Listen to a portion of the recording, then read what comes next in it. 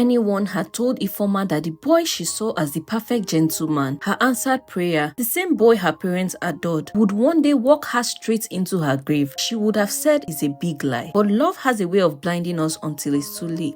On campus, if you saw Ife and Ifeoma together, you'd swear they were soulmates. Like God himself had handpicked them and said, these two are destined for each other. They met in her first year. She was lost, clutching her course registration forms, trying to figure out which office was which. He was on his way to lectures when he appeared with that calm smile. You look stranded, he said, offering to walk her across campus. That was Ife, tall, charming, soft-spoken. He had seen Ifeoma, calm, beautiful, and attractive. He had actually been watching her for a while before approaching. She looked lost that day, so he decided to help a damsel in distress. He guided her around that day, and from then on, their paths kept crossing. He asked to help her carry books, help her fix her laptop when it crashed, even waited for her after classes on some days. Before long, it was the reason she stopped feeling homesick. Ife wasn't like the typical campus guys. He wasn't loud, he didn't smoke or party recklessly. He moved in a group of 4 sometimes, but never really went clubbing. He was humble, kind, and though he was a bit popular on campus, Ifeoma thought nothing of it. After all, he was already in his 3rd year. It was normal for someone like him to be known by many. Ife made Ifeoma feel so special. When she fell sick, he showed up with drugs and fruits, stayed with her all through at the clinic, and even missed lectures that day. On her birthday, the whole school literally knew because he hired the surprise faculty to show up at her hostel early in the morning with flowers, a money bouquet, and a trumpeter that woke the entire hostel up that morning. Then he showed up and handed her a new phone, bags, and shoes. She was the talk of the campus that day. On days school was super hectic and she complained, he would tell her, you don't have to worry, I'll always take care of you. He made her feel seen, protected, chosen. Their love became something people admired. You'd always see them together at the food court or studying side by side in the library. People called them the couple of the year. By the time she introduced him to her parents during the semester break, they adored him instantly. Her mother told her, this one is different. Don't let him go. And so she held on tight. They became inseparable. Everyone knew them. Ifeoma believed she had found her forever. But what Ifeoma didn't know was that beneath all that charm and care, there were cracks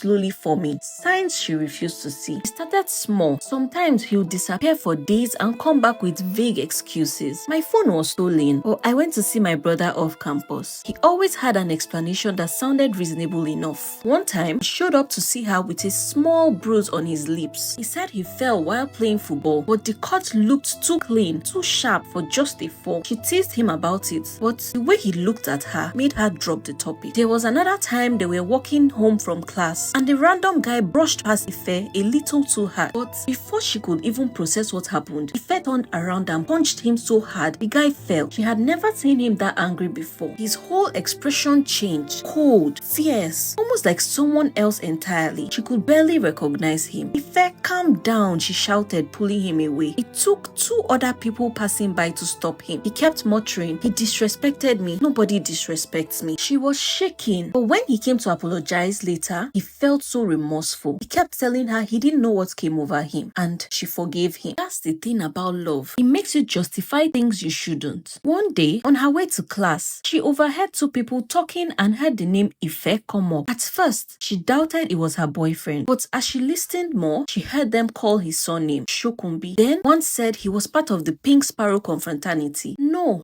he's too calm for that now. The other person said, calm, you don't know anything. Ifeoma heard them clearly but shoved it off. She thought to herself, it couldn't be true. Her Ife, a cultist? Never. Until the night everything changed. There had been chaos on campus, rumors of a fight between rival cult groups. Students were locking themselves indoors. Ifeoma had just finished a night class when she heard screams. She hid behind a car near the library, literally shaking, waiting for it to end. But then she saw him, her Ife. He was right there in the middle of it, wielding a cutlass, eyes blazing, his white shirt stained with something like blood. She froze. She wanted to believe her eyes were deceiving her, but they weren't. That was her boyfriend, the same boy she had seen earlier that day. Her heart shattered right there. Everything eventually died down, and she was literally shaking and looking back, trying to be super careful on her way back to her hostel. She finally got back in one piece. peace. The next morning, she confronted Ife. Ife, I saw you. Don't even try to lie. She was furious. So you're a cultist. You hurt people. You've been lying to me all this while. She broke down and started crying. He didn't deny it. Instead, he broke down too. I didn't want this life, Ifeoma. It was my brother. He forced me into it years ago. I tried to leave, but you don't just walk away from them. Please believe me, Ifeoma. I'm not like them. Tears filled her eyes. You killed people, Ife. You lied to me. I didn't kill anyone, I swear. I just protected myself. I'm trying to leave. I just need time, Ife said. But she couldn't bear to look at him. The boy she once trusted, loved, and cherished had become a stranger. She avoided him after that, stopped answering his calls. She told her parents everything and they were devastated. They had loved him too, like their own son. Days turned into weeks. Ife kept trying to reach her. He came to her hostel, left notes with her friends, even waited outside lectures just to talk to her. I'll leave the cult, Ifeoma, he begged one afternoon. I'll do it for you. Please, don't give up on me. But she couldn't go back. She was too hurt. He had broken her trust. Ife, I can't. It's over. Please, just move on, she said, walking away with tears in her eyes. He stood there watching her go, knowing he had lost the only person who ever made him want to be better. For a while, things went quiet. Ifeoma tried to heal. She focused on her studies, went to fellowship more often, and kept herself busy. She started feeling better eventually, thought less of him. She thought she was finally free. But what she didn't know was that the danger was still ahead. There had been another fight brewing between rival cults. Ife was one of the targets, but when they couldn't find him, they found her instead. Remember, everyone on campus knew they were dating, but people barely noticed when they separated,